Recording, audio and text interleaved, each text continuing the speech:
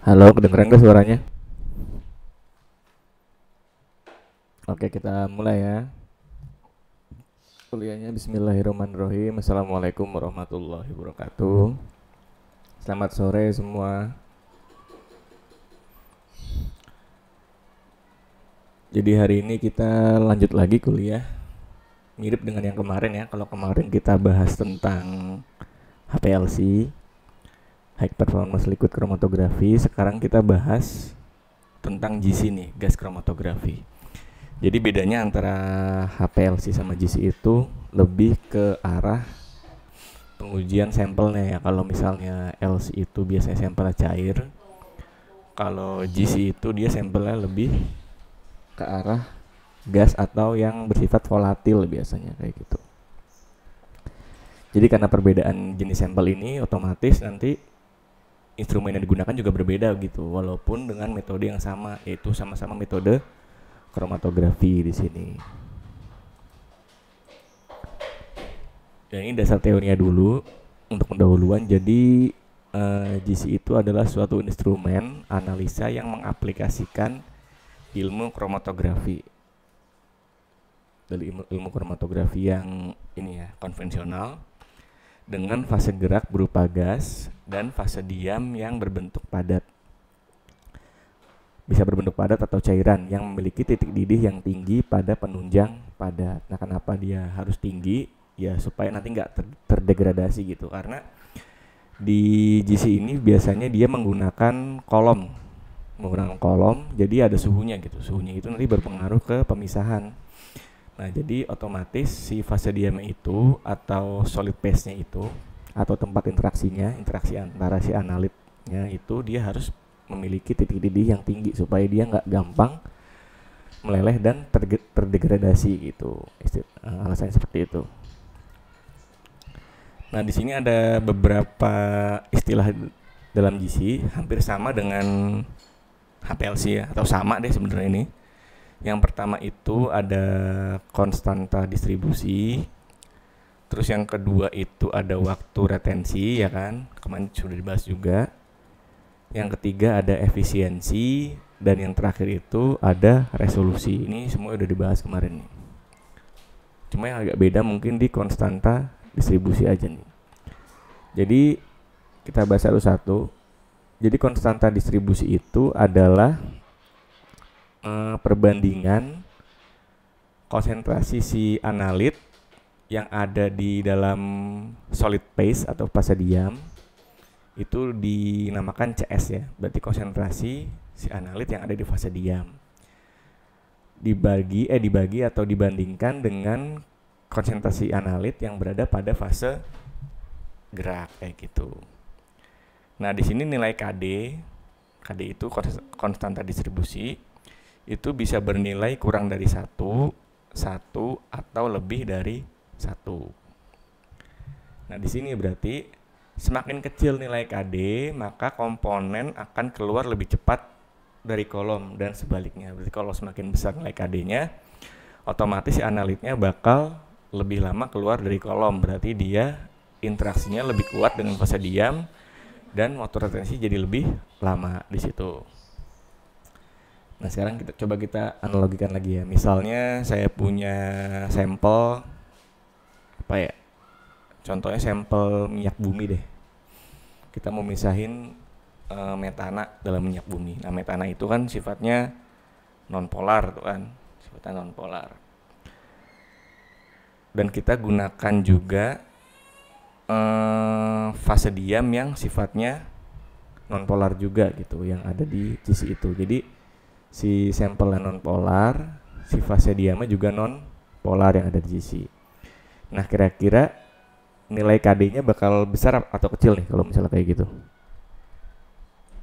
Kalau misalnya fase diamnya nonpolar, terus sampelnya juga nonpolar, kira-kira nanti KD-nya kecil atau besar? Coba Gilang mana Gilang? Halo Gilang, gimana Gilang? Kira-kira KD-nya kecil apa besar nih Kalau misalnya sampel sama fase diamnya sama-sama nonpolar.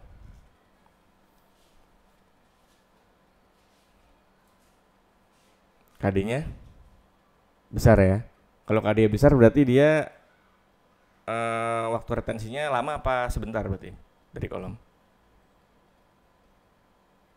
Lama. Oke, bener jawaban dari Gilang.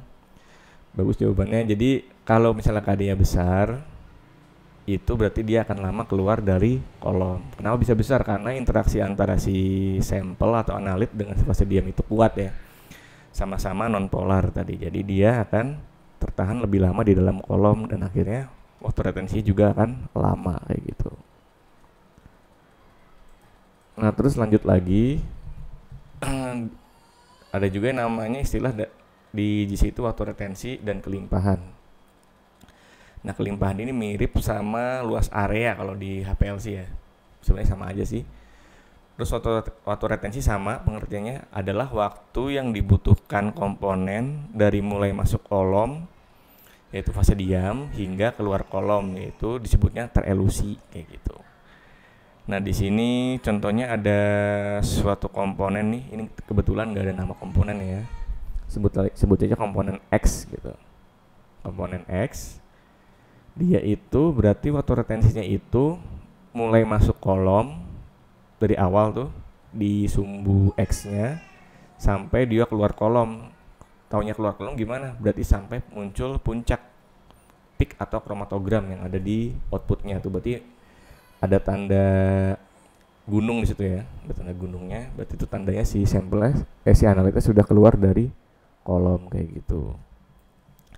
Nah, tapi di sini ada yang namanya dead time. Dead time itu kemarin sudah dibahas, berarti waktu si sampel masuk sampai dia ketemu sama si kolomnya gitu. Jadi walaupun dia masuk ke dalam GC, dia itu nggak langsung bertemu dengan kolom. Jadi ibaratnya ada tempat kosong atau celah kosong. Nah, celah kosong itu namanya dead time. Jadi supaya kita bisa hitung waktu retensinya secara akurat, itu biasanya harus di adjust tuh.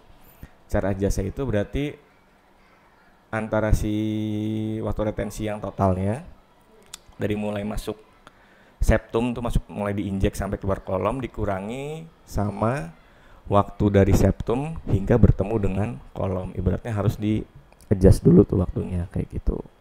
Nah, di sini kalau di gambar itu dia datanya itu disimbolkan dengan TM tuh. Sedangkan kalau waktu retensinya itu disimbolkan dengan TR. Jadi awal itu TR-nya itu yang uncorrect tuh, yang belum di-adjust, itu harus dikurangi sama dead time supaya jadi waktu retensinya sudah di-adjust atau sudah dikalibrasi berarti kayak gitu.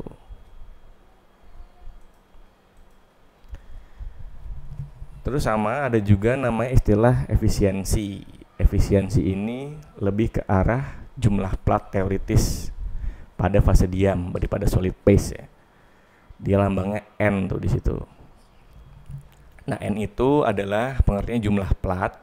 Nanti berpengaruh ke efisiensi, makin banyak jumlah platnya, makin besar, berarti efisiensinya itu juga makin baik nanti pemisahannya. Sudah dibahas kemarin juga, jumlah plat ini bisa dilihat dari panjang kolom dibagi dengan tinggi plat teoritis. Panjang kolomnya L, tinggi plat teoritisnya itu simbolnya H, HETP atau HETP ya. Jadi makin panjang kolomnya, terus tinggi plat teoritisnya makin kecil, otomatis jumlah platnya juga makin banyak. Dan akhirnya efisiensi pemisahannya juga makin baik. Terus yang kedua, si N ini juga bisa dilihat dari waktu retensi dibagi sama lebar puncak.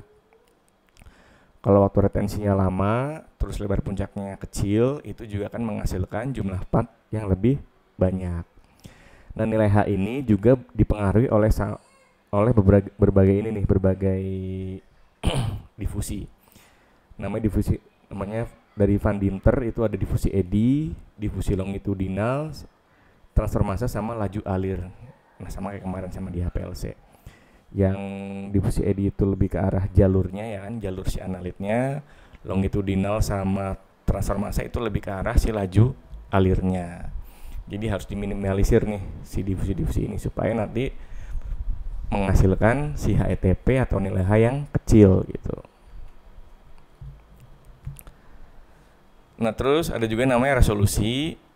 Ini juga penting, istilah penting nih. Resolusi itu adalah jarak antara dua puncak pada suatu kromatogram atau pada output kromatografi baik si HPLC maupun GC ya. Tapi di sini kita bahas GC dulu.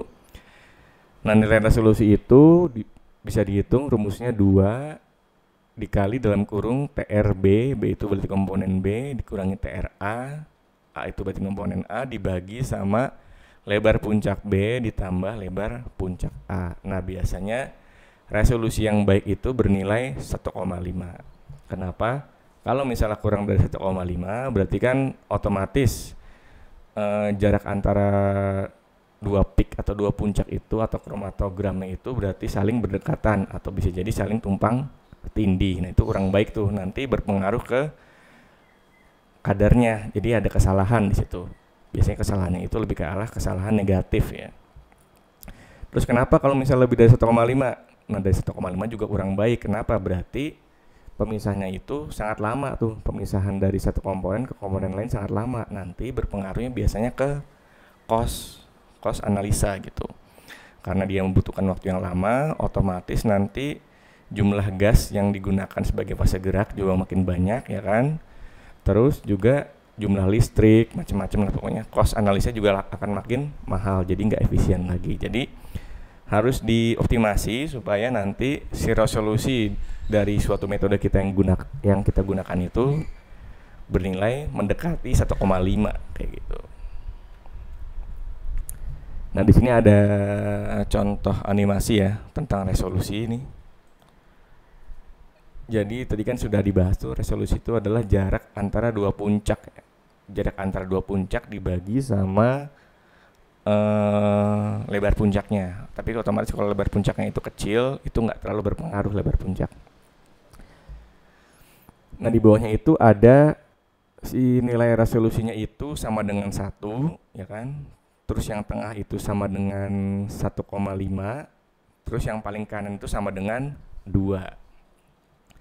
Nah kalau dari ketiga gambar ini berarti yang paling bagus yang mana nih resolusinya berarti? Yang kiri, ke tengah apa yang mana? Yang tengah dong. Yang 2 juga bagus, cuman dia nanti berpengaruh ke cost-nya gitu. Karena jarak antara dua puncaknya itu sangat lebih jauh dibanding sama yang tengah kayak gitu alasannya. Gitu. Jadi kita pilih yang tengah yang paling bagus ya. Yang 2 juga bagus secara resolusi, cuma nanti dia berpengaruh ke cost analisa gitu, karena dia membutuhkan pemisahan yang lebih lama gitu. Kenapa lebih lama? Jadi karena si puncak antara komponen ini yang satu dengan yang lain itu dia saling berjauhan tuh, terlalu jauh ibaratnya gitu. Gitu. Gimana Widi? Paham nggak maksudnya? Paham ya? Terus lanjut lagi, ini bentuk instrumen dari si GC-nya. Nah bedanya kalau kemarin itu si LC ya, HPLC itu pakai fase gerak berupa cairan ya kan, atau bisa campuran cairan yang dan ada mixing chambernya di situ buat nyampurin cairan tersebut gitu. Nah kalau di GC ini itu pakainya fase geraknya berupa gas gitu. Jadi untuk optimasinya, karena gasnya itu bukan biasanya sih, bersifat inert atau nggak bereaksi gitu. Jadi optimasi untuk GC ini kurang lebih mudah dibanding kalau kita optimasi menggunakan LC gitu. Karena optimasi si GC ini karena nggak ada interaksi antara si gas sama analit, itu kita lebih gampang ibaratnya untuk optimasinya karena interaksinya lebih ke arah antara si analit dengan si fase diam atau si solid phase. Sedangkan kalau misalnya pakai HLC itu karena ada fase normal ya kan, ada fase terbalik gitu. Kalau di sini nggak ada, di sini cuma fase normal biasa aja, cuma diganti-ganti fase diamnya aja. Kalau di LC kan ada 2 tuh, ada fase normal, fase terbalik gitu. Jadi lebih ribet ibaratnya untuk optimasinya kayak gitu. Ini alurnya dari GC, jadi ngebacanya itu dari kanan ke kiri ya. Kanan itu adalah fase gerak GC-nya, carrier gas. Jadi fase geraknya itu berupa gas. Biasanya itu H2, N2, nitrogen atau helium biasanya He. Nah, terus di situ ada pressure regulator, itu tentu buat mengatur si ini apa namanya keluar masuknya gas gitu. Berapa banyak tuh gas yang dikeluarin gitu. Di sini biasanya kita atur jumlah minimumnya aja supaya nanti nggak terlalu boros biasanya gitu. Terus masuk lagi ke gas filter. Nah, ini untuk gas yang ibaratnya lumayan banyak pengotor gitu kan nggak selalu kita beli gas itu yang punya kualitas yang bagus atau nomor 1 gitu ya. Kadang-kadang kita juga pakai gas yang ibaratnya masih ada pengotornya. Ini fungsinya itu untuk menyaring si pengotor-pengotor itu gitu sebelum masuk ke dalam kolom di situ. Terus setelah itu lanjut lagi ada namanya flow control. Itu gunanya buat mengatur laju alir si gasnya, berapa cepat laju alirnya, velocity-nya berapa cepat gitu si gasnya. Terus masuk lagi lanjut ke injection port. Nah, injection port ini adalah tempat masuknya sampel. Jadi sampel ketika masuk dia itu akan terdorong oleh gas yang sudah diatur oleh si flow control. Jadi dia akan mengalir dengan sendirinya gitu dan masuk ke inlet. Dari inlet nanti masuk ke dalam kolom yang ada di dalam oven, di dalam gas kromatografi gitu. Jadi si kolomnya ini ada di dalam oven. Suhunya itu sudah tertata gitu, sudah kita atur ibaratnya. Suhunya suhu berapa ya kan? Kalau kemarin kan biasanya di LC itu walaupun ada kolom itu juga ada walaupun ada oven untuk si pemisahannya, itu biasanya juga ada yang menggunakan suhu ruang atau biasanya di luar gitu kan. Nah, tapi kalau si GC ini itu si kolomnya itu berada dalam oven gitu. Jadi suhunya itu mengikuti si oven, suhu si kolomnya. Terus setelah dipisahkan si komponen-komponen dalam analitnya nanti masuk ke detektor. Di detektor ini bakal dijabarkan gitu. Ini si komponen ini, si analitnya mengandung komponen-komponen apa aja gitu kan. Kira-kira ada berapa komponen, terus berapa banyak gitu. Nanti kita bandingkan dengan standar ya untuk menghitung kadarnya dan untuk mengidentifikasi komponen apa yang dimaksud kayak gitu. Terus dari detektor baru masuk ke komputer untuk ditransmisikan ya, buat di outputnya bisa biar kelihatan gitu puncak-puncak apa aja yang ada di situ gitu. Nah, puncak-puncak apa aja itu berarti memperlihatkan komponen-komponen apa aja tuh yang ada di GC itu kan berarti gitu. Nah, di sini yang penting buat instrumentasinya itu yang pertama ada carrier gas atau fase pembawa, fase gerak yang berupa gas. Itu sifatnya itu dia harus inert atau tidak bereaksi kan dengan komponen. Nah, terus fase gerak yang biasa digunakan itu yang pertama itu adalah nitrogen, hidrogen, atau helium. Nah, ketiga contoh dari fase gerak ini punya kelebihan dan kekurangan masing-masing nih. Itu di bawahnya kelihatan hubungan antara HETP ya kan. HETP itu nanti berpengaruh ke ini ya, efisiensi ya, jumlah plat. Sumbu Y-nya itu HETP. Terus sumbu X-nya itu dia linear velocity atau laju alir, kita sebut laju alir aja deh. Di sini kelihatan kalau bentuk kurvanya itu nggak linear gitu dia. Dia punya kecenderungan kalau misalnya dia dipercepat itu dia makin kurang bagus tuh HETP-nya gitu. Tapi umumnya kalau di laju alir tertentu dia masing-masing gas itu punya HETP yang sama. Nah, kalau misalnya saya mau mau pemisahan komponen minyak bumi lagi nggak apa-apa. Minyak bumi lagi dengan menggunakan laju alir sekitar 80 cm per second gitu kan. Nah, itu paling bagus pakai gas apa kira-kira ya? Dengan metode yang sama, dengan GC yang sama gitu kan. Kira-kira paling bagus dengan gas apa tuh? Kalau saya mau pemisahan minyak bumi dengan laju alir 80 cm per second gitu. Kalau dari gambar kira-kira paling bagus pakai gas apa tuh? Kira-kira. Kan kelihatan tuh ya bentuknya. Bentuk kurvanya kelihatan. Coba Irsyad deh, Irsyad mana Irsyad? Halo? San? Irsyad mana nih? Tadi perasaan ada suara si Irsyad. Ini juga ada dua ya, Siti Anisa sama Siti Sainah. Ini sama apa beda orang sih? Siti Sainah sama Siti Anisa beda orang apa sama? Oh beda orang. Ya udah Siti Sainah dulu deh. Kalau saya mau analisa minyak bumi nih, minyak bumi. Terus saya pakai laju alir yang saya pengen itu 80 cm per second gitu. 80 cm per detik. Itu kira-kira yang paling bagus pakai gas apa ya? Kalau dari gambar tuh.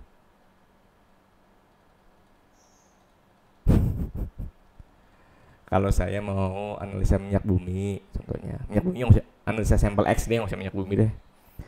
Terus saya mau pakai laju alir itu dia 80 cm per detik. Nah itu kira-kira saya pakai gas apa kira-kira yang paling bagus? H2, HE apa N2? Bukan dong. Coba yang lain ada yang mau membantu nggak? Siti Sainah. Dilihat dari gambarnya aja. Hidrogen ya, H2 ya. Kenapa H2 coba? Karena dia kalau dari gambar dia punya apa tuh?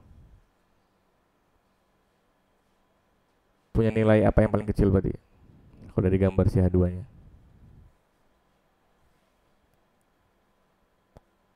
Tadi jawab H2 siapa sih? Oh Atik ya? Atik mana Atik tadi? Kenapa jawabannya H2? Bener jawabannya H2 kenapa?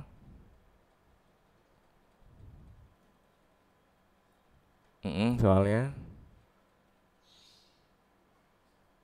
iya melihat dari garisnya. Emang kalau dibandingin sama N2 sama helium kenapa emang H2 garisnya? Kenapa kalau dari gambar tuh? Si H2 kenapa emang? Di 80. Terus kalau dari sumbu Y-nya dia di atas apa di bawah?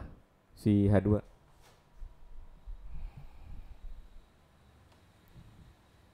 Atas atau bawah? Di bawah ya. Jadi karena si H2 itu di bawah ya, di bawah itu dia berarti punya nilai HETP yang lebih kecil dibandingkan sama helium sama nitrogen ya kan. Otomatis nanti efisiensi pemisahannya gitu dia akan lebih baik dibandingkan sama helium dan nitrogen gitu. Karena si HETP ini nanti berpengaruh ke jumlah plat. Jumlah plat itu berpengaruh ke efisiensi pemisahan gitu. Nah sekarang coba lagi deh, kalau saya mau pakai laju aliran itu 10 cm per second. Nah itu paling bagus pakai gas apa ya? Berarti ya. Kalau di gambar tuh. Kalau saya mau pakai laju aliran itu 10 cm per second, berarti lambat tuh pemisahannya tuh. Laju aliran lambat. Nah, berarti paling bagus pakai gas apa tuh? N2, HE apa H2?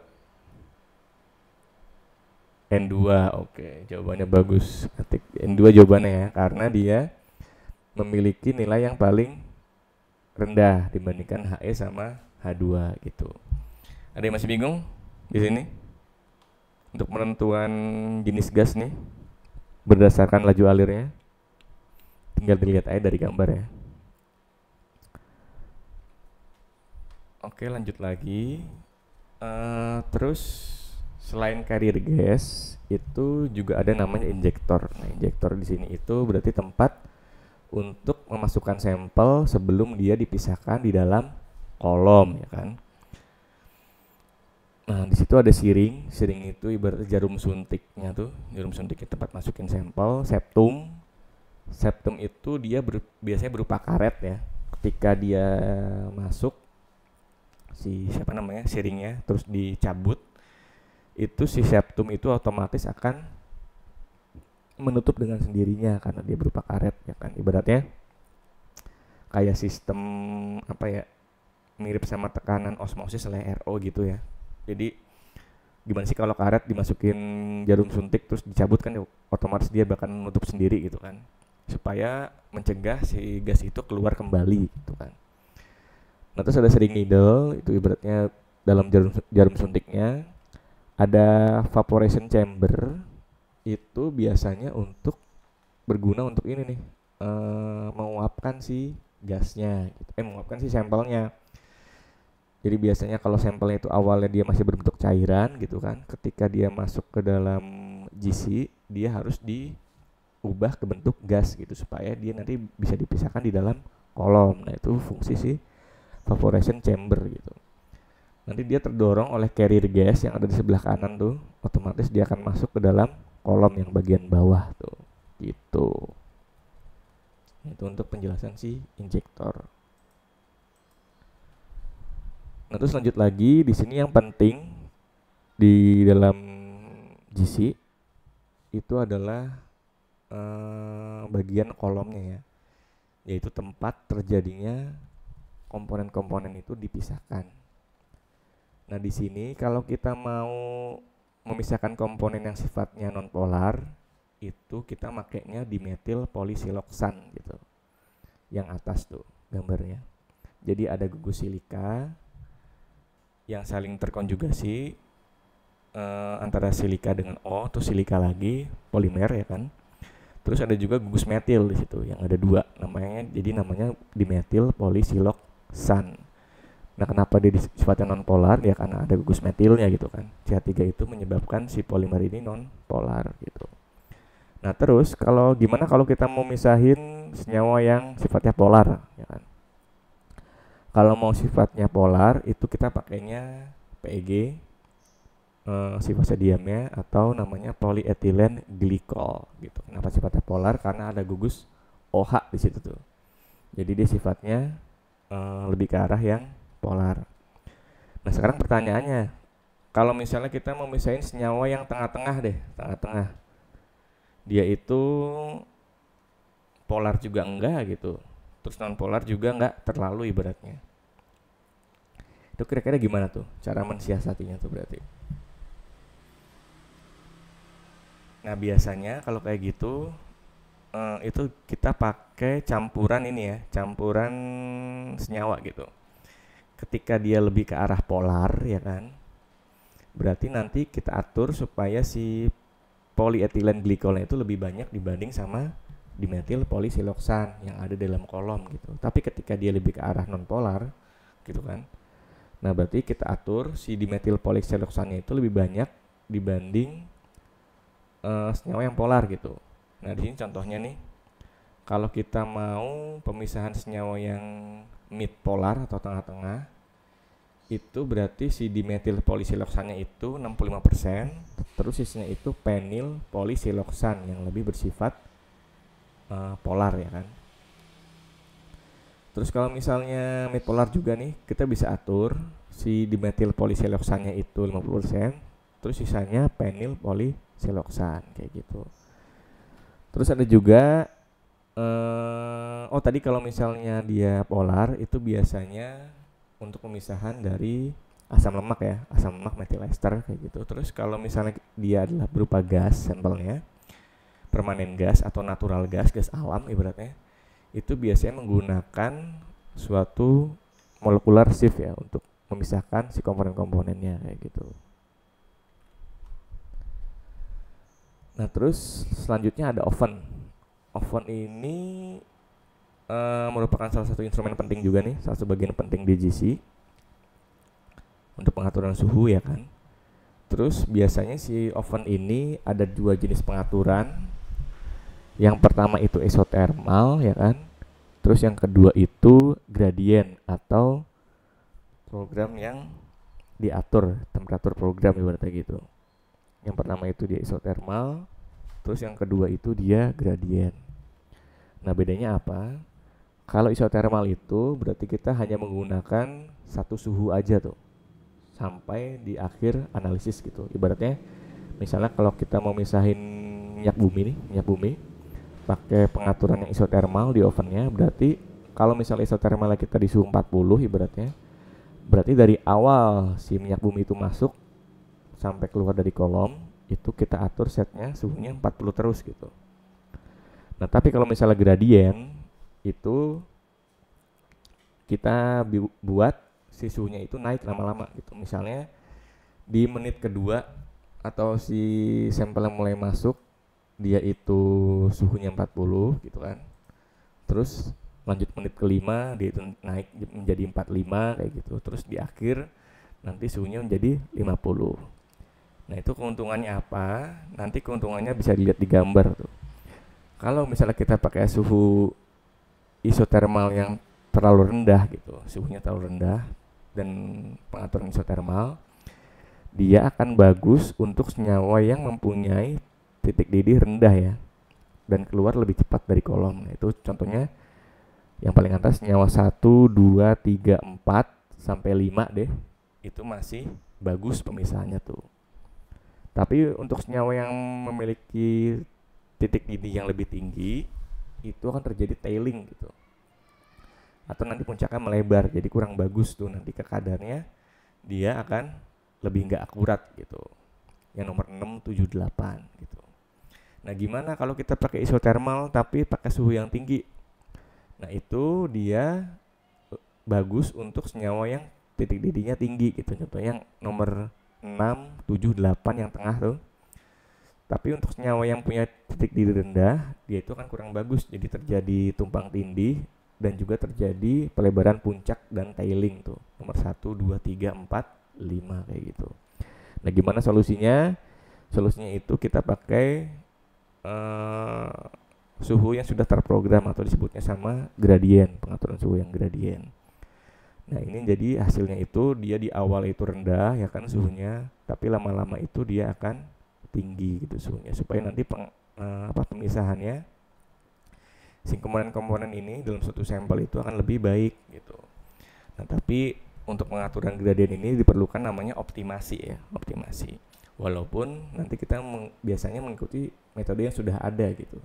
Udah ada SOP-nya, tapi tetap kalau misalnya nanti alatnya baru misalnya, terus ada komponen yang diganti, nah otomatis kita harus melakukan optimasi nih. Optimasi apa? Optimasi suhunya, suhu yang baik itu berapa gitu. Berapa sampai berapa, terus suhunya itu waktunya itu di menit ke berapa gitu supaya nanti menghasilkan puncak-puncak yang baik gitu kan, yang mempunyai resolusi yang baik itu juga. Nah, terus lanjut lagi di sini ada namanya detektor. Ini bagian terakhir di GC ya, detektor. Dia itu berfungsi untuk mengubah sinyal dari komponen-komponen yang terelusi menjadi sinyal listrik sehingga dapat ditampilkan dalam bentuk puncak-puncak kromatogram gitu. Puncak-puncak yang tadi nih, yang seperti apa sih? Jantung ya, apa detak jantung berarti gitu. Nah, detektor juga itu macam-macam. Di dalam tabel nih ada jenis-jenis detektor, terus selektivitasnya, sensitivitasnya berarti lebih sensitif ke arah mana ya, makin kecil makin sensitif. Terus linearitasnya, dia itu makin besar tuh angkanya, dia itu berarti makin ibaratnya linearnya jauh tuh, dari mulai ppm sampai persen mungkin masih linear gitu ya. Terus dia juga ada keterangan di sini sensitif terhadap konsentrasi atau sensitif terhadap massa nih, beda-beda. Kalau misalnya nanti kalian pakai detektor yang sensitif terhadap konsentrasi, itu biasanya nanti outputnya itu sebagai peak height ya, tinggi puncak biasanya, karena dia sensitif terhadap konsentrasi. Tapi kalau misalnya kalian pakai detektor yang sensitif terhadap massa, itu akan mirip dengan si HPLC gitu. Jadi dilihat dari luas areanya di situ, kayak gitu. Nah, di sini ada yang pertama itu yang paling umum digunakan itu adalah detektor FID itu, Flame Ionization Detector. Nah, itu biasanya selektif untuk kebanyakan dari komponen organik gitu kan. Nah, terus juga si FID ini dia sensitif karena dia punya sensitivitas sampai dengan 10 PG, pikogram tuh berarti ya. 10 pangkat min berapa tuh? Min 12 kali. Terus dia punya linearitas yang bagus gitu, dan dia juga sensitif terhadap massa gitu. Nah, tapi dalam instrumen-instrumen yang baru gitu, yang terkini ibaratnya, itu GC biasanya ditandem sama MS. Nah, itu si MS ini berarti berfungsi sebagai detektor yang paling bawah tuh. Dia selektif untuk hampir semua unsur tuh, atau semua senyawa tuh. Jadi universal selektif. Terus dia sensitivitasnya itu juga paling kecil ya. Untuk yang scanning itu sampai dengan 1 nanogram, dan untuk yang SIM selected ion monitoring itu sampai dengan 1 pikogram tuh. Nah, tapi kekurangannya di sini nih. Kekurangannya itu di linearitasnya, walaupun ini juga sudah baik sebenarnya. Dia dibandingkan sama FID cuma sampai 10⁻³ di situ. Dan dua-duanya sama nih. Untuk FID sama MS, dua-duanya sensitif terhadap massa ya, mass gitu kan. Berarti nanti ketika kalian pakai FID atau MS, output dari si GC-nya itu, dia untuk menghitung kadarnya itu dilihat dari luas area gitu, luas area puncak kayak gitu. Nah, untuk aplikasinya seperti biasa ada 2, untuk analisa kualitatif sama analisa yang kuantitatif ya kan. Untuk yang kualitatif berarti sama dengan LC, dia dilihatnya dari waktu retensi. Kemudian dibandingkan dengan waktu retensi si komponen dibandingkan dengan waktu retensi sama si sampel ya, sama si standar gitu. Nah, di sini contoh ada pembacaan untuk melihat apakah di suatu sampel itu mengandung toluen apa enggak ya gitu ya. Yang A itu dia adalah standar toluen karena dia hanya punya 1 puncak gitu kan, dan dia punya waktu retensi di sekitar 3,2 tuh. Jadi kalau misalnya kalian baca sampel yang punya waktu retensi dan muncul puncak di waktu retensi 3,2, otomatis dia mengandung toluen di dalamnya gitu kan. Gitu aja sih kalau misalnya kualitatif dilihatnya dari waktu retensi. Terus kalau yang kuantitatif sama dengan LC juga. Kalau dia outputnya dia tinggi puncak, berarti dibandingkan antara tinggi puncak sampel atau komponen dengan tinggi puncak si standar ya kan. Tapi kalau misalnya kalian misalnya si detektor sensitif terhadap massa mass gitu, berarti yang dibandingkan itu adalah luas area puncak si sampel dibandingkan dengan luas area puncak si standar. Nah, ini bisa 2 cara, bisa secara single standar maupun multi point standar. Nah, yang terakhir ini nanti kita bahas di praktikum aja, karena lumayan banyak nih metodenya gitu. Oke, sekian. Apa ada pertanyaan apa sini tentang GC ini? Mirip-mirip sebenarnya sama LC. Ada pertanyaan nggak? Berarti minggu depan UTS ya? Di hari apa ya? Di hari Kamis tanggal 3 jam 4 ya UTS ya berarti ya. Berarti tanggal 2-nya kita bahas soal deh nanti. Nanti kayak saya kasih soal, kalian ngerjain, nanti kalau ada yang salah kita bahas bareng-bareng. Oke, gimana? Apa langsung UTS aja? Halo?